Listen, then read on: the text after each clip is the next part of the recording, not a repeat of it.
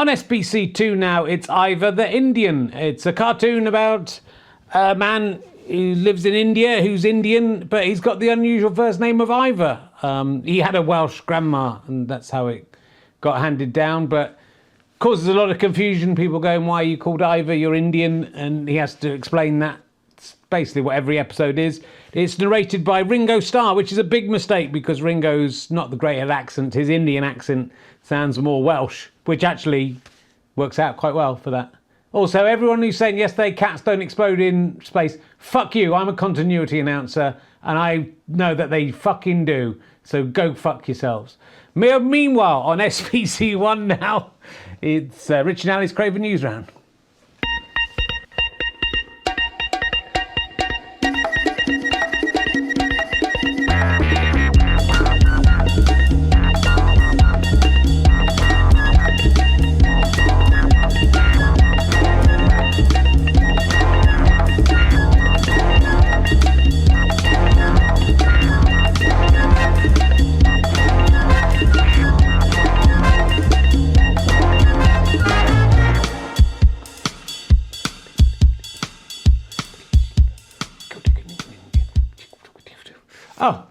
Oh, move over a bit.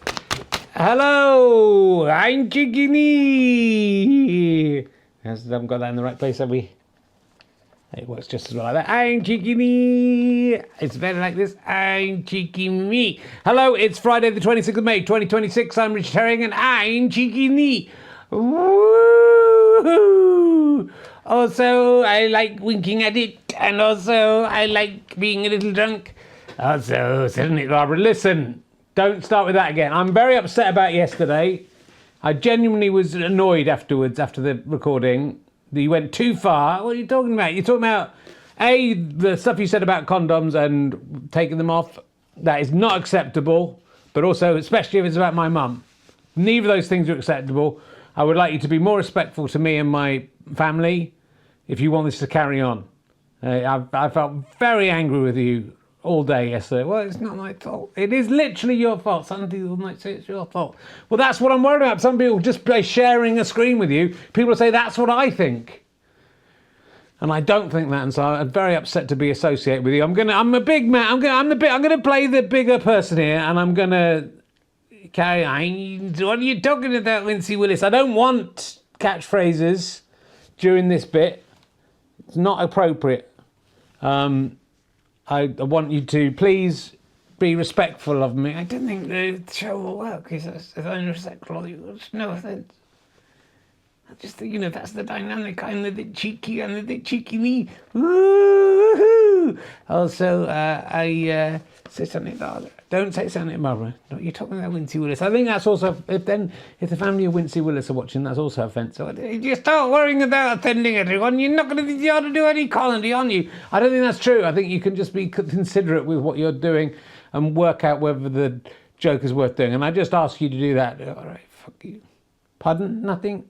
Also, the continuity announcer, I think we need someone to look in that as well. I'm trying to do a show here that could translate to mainstream TV, and I don't need a continuity announcer swearing at people when he's made a mistake and he's trying to front it out. Well, all these people complaining, had they ever tried continuity announcing? It's not that hard.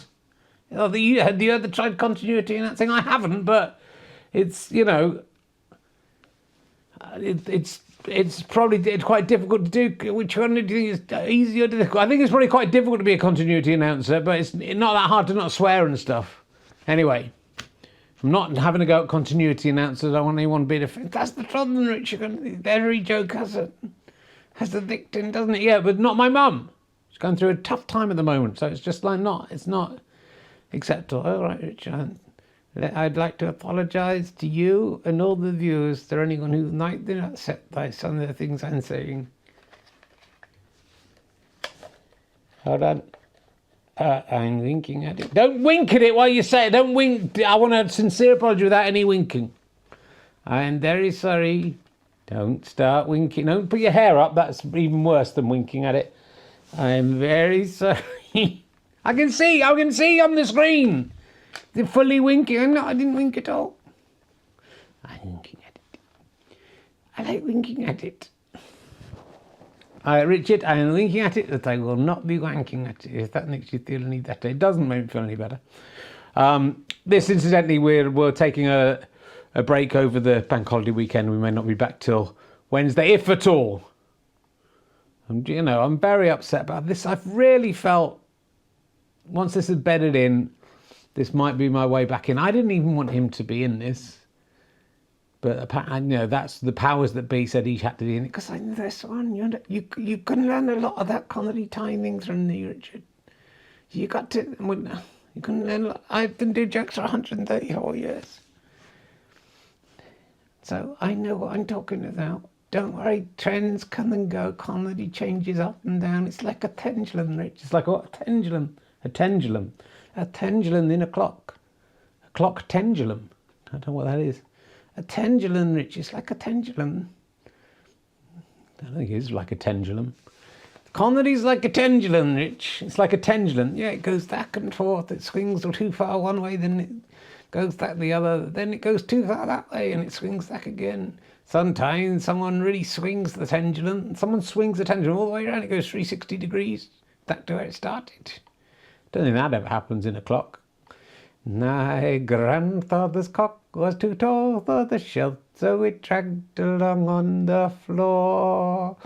It was taller thy hearth than the old man himself, and especially when he got the job on. On doesn't rhyme with floor.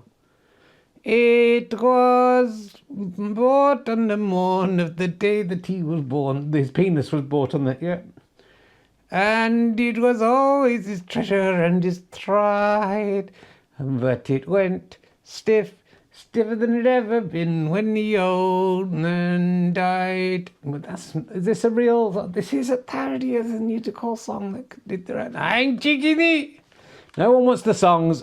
No one's coming round to you. You're a horrible old man. Horrible, tiny, old, red-faced, red-nosed man with all your paint chipping off you, with your hair going up in the air. No one likes you. They tune in for me. I don't think they do. They do. They tune in for me and my political, satirical points. I don't think they do. That's not your catchphrase, is it? Everyone likes a saying phrase that I don't think they do. I don't think they do, Richie. I don't think they do, Richie. Is that your new catchphrase? I don't think they do, Richard. I don't think they do, Richard. Sit on it, Dad. I heard you talking about and see what it is. You can't just put people's name. I don't think they do, Richard. It's quite good. Do you still like me?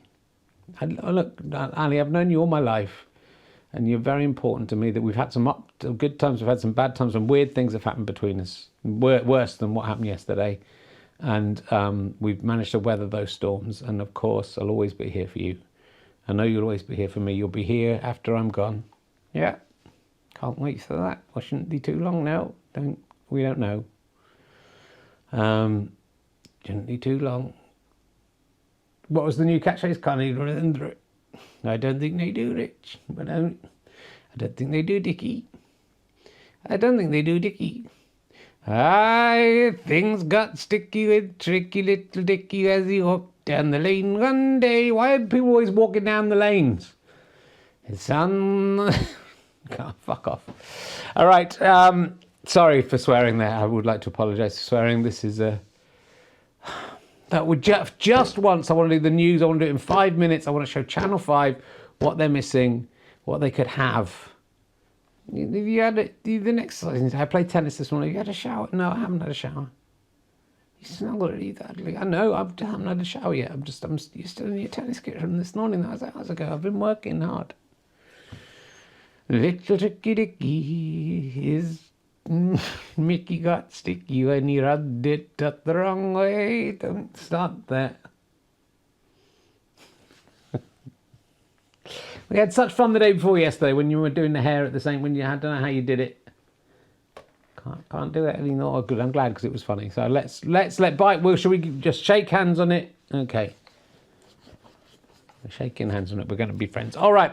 You may have seen on the grown-up news that this is the day's news story. Why does it never work the first time? That the sacred hall housing the eternal flame in Japan has been destroyed by fire. There's a certain irony to this. Fire has destroyed the Raikodo Hall on Mijiami Island. I don't know if you're pronouncing that right, Richard. In the city of Hatsakachi. Hatsakachi. Hattie came down and Hachi was there. Don't do that.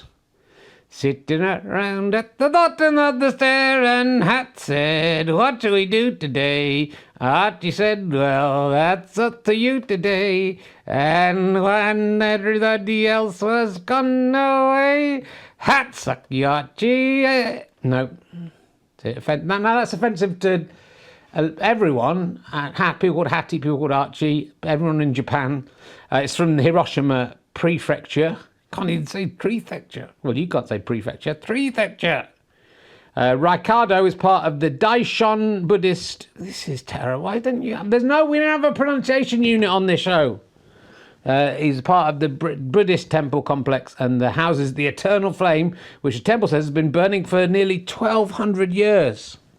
And that's incredible, isn't it? And now the whole things burn down. Well, it's not really a problem if the whole place burns down, does it, Rich? I mean, how do you, if a place burns down that's housing the eternal flame, yeah, how do you get the eternal flame back? It says it's happened before, and the flame was preserved. They've managed to, fire was brought on Wednesday, extinguished on Thursday, and they've still got the flame. Of course they got the flame, the whole thing was on fire, but how do they know it's the right flame? It's all part of the same flame, isn't it? If the flame burnt the place down, what if the flame didn't burn the place down? What if they've got a bit of the flame that isn't the eternal flame, just another flame? It's all the same flame, it isn't, that's what I'm saying. And so, I mean, it's not so bad the place burning down as long as you catch it before you get the fire and get a bit of wick or something to keep it going. The real problem would be if the fire went out at 1,200 years and the fire got extinguished. As long as it's burning, it's okay. But what if that fire was caused by something that wasn't the eternal flame, like just someone dropping a cigarette or something, yeah? Then how do they differentiate, when they get the eternal flame back, how do they differentiate between the flame that was the eternal flame and the flames that was just the new flame that came from the cigarette? It's a good question, Richard, and that's what's been worrying me about this. I'm just worried that the people will be going there to worship an eternal flame that's actually not eternal. I mean, it's only 1,200 years old. It's not eternal. I mean, it could go on for eternity. It didn't. It started 1,200 years ago, though. So it really should have been burning since the beginning of time to the eternal. Well, let's not. I mean, I don't want to offend any Buddhists watching the show. Too late. What did I say? What's the news catchphrase? I think it's too late, Richard. I think it's too late, Richard. It's a good catchphrase. It works a lot. Is that the catchphrase? I can't even remember. I can't remember half of your catchphrases. So I don't know why you're bothering even doing it. Why would you bring them new? I think it's too late, Richard. I think it's too late, Dick. Nice to have some songs back in. Anyway, I'm just worried that the eternal flame will just be a new flame. If it's I guess if the flames mix together, is it part of the eternal flame? Or do you think someone went in, found the eternal flame in the fire, said, quick, before this fire burns down the temple, let's get a bit of the eternal flame and take it, rescue it from the flames and put it somewhere else so the eternal flame is safe. And maybe that's how they know they got it. So if someone, it's like someone going in to rescue paintings at an art gallery or something. Someone went, right, your job is to go in there, get the flame, the proper one, not one of the other flames that aren't eternal, get it on a bit of wick or something and a candle or a lamp. We'll bring it out and then we'll keep the eternal flame going somewhere else, build another flammable house around it and hope this doesn't happen again in another 20 years like it did this 21 years ago. It happened. I mean, we should really have learned our lesson there. Maybe let's make the temple out of asbestos or something. Well, that's not very good, is it? Well, or something inflammable. Inflammable. Inflammable. What's that? Inflammable. It's what? I'm a little drunk. Okay. But anyway, we do have a reporter over. I don't know who the best reporter would be to send to this. I don't know what they've decided. We do have a reporter over in Japan, in the Hiroshima Prefecture. There it is. The flames are still burning. I don't know who you think would be the best person to send out, best reporter to send out. I don't know who. Richard, is it Henry Yefo? They don't give the atrocious hint to say they got to do these. Let's see, rich reporter. Hello, Richard, it's me, the Solero, talking Solero, and here in Japan. I really wish you wouldn't send me to very, very hot place. I think this is the worst place to send me. I'm right by a big fire. Some of this is the eternal flames, some of this just other flames. Doesn't make any difference to me, no offense to any Buddhist. I think it's too late, Solero. That it's all just flames, and it's. But yesterday I was in with some gonorrhea, which has given me a very burning sensation. So he pulled away from that report. So, well, I'd been shrunk down to the size of a microbe, so I could look at some gonorrhea. It burnt me, and now I'm by a fire. You sent me on a cruise ship into Spain. Why are you sending me to all the very hot places? Well, people need ice cream on hot days. Yes, but ice cream doesn't need hot days. It's the worst thing to an ice cream. Send me somewhere cold if there's something like the Arctic or Antarctic. Anyway, how's the eternal flame looking? It's still burning. It's very hot. I would go there and touch it. That I think that might be the end of the report. And can I just attach a request to the producers of the show that they stop sending me to places that are hot or that give you symptoms that are hot. That is the worst place for me. It's like sending Henry Hefo somewhere where there are a lot of small, very firm bosoms that don't wobble. He doesn't want that. It's like sending Pikachu to somewhere where he can't say Pikachu, like a library. Okay, well, thank you for that report. That was worth it. That was worth it, wasn't it? Fucking hell. Right, well,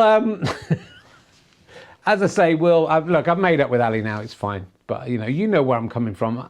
Whatever you think. If you think those jokes are unacceptable, that's what I think. If you think they're okay, I do as well. It's really whatever you think is what I think. I just don't want to offend you. So just let me know if I've ever offended you, and then I would say, no, I think the same as you, whatever that is. Anyway, as I say, probably back on Wednesday, and certainly not before then. So hopefully you can get your news from, I don't know, where would you get it from? The BBC? No, I don't think the BBC would be a good place to get it from. They're lamestream media, isn't it? So sorry, you'll just have to wait. If anything happens in the meantime, I'll think about it, see if I can report it. Thanks for watching. We'll be back soon. Take care.